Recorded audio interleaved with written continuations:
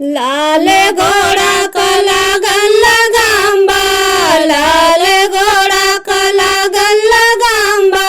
अरे वही घोड़ा चढ़ेला दूल्हा का मन दूल्हा, दूल्हा का मन दूल्हा। चढ़ी चलला ससुरारी, चलला ससुरारी।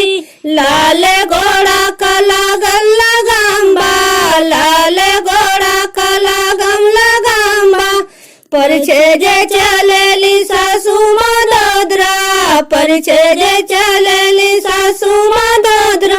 मुरु देख मुरु जानी, अरे देख मुरु जानी। लाल घोड़ा काला गल्ला गांबा, लाल घोड़ा काला गल्ला गांबा। किया तो दुलरू रे मलिया का जनमाल, किया तो दुलरू रे मलिया का जनमाल। किया मला हरिया रे बाप, मला हरिया रे बापा।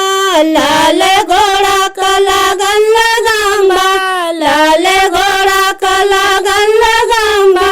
नया माये सासू मलिया का जनमाल, मलिया का जनमाल। नहीं मला हरिया हमरे बाप, मला हरिया हमरे बापा।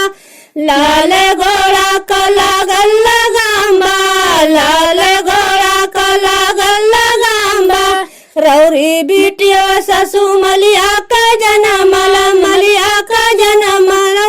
मलिया ससुरु हमारे, अरे ससुरु हमारा।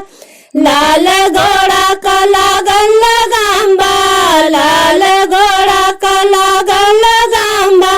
एरे हर जाई की पुत के हमरा परिछबा, हमरा परिछबा। उलटी के करे जवाब, यार करे जवाब। लाल घोड़ा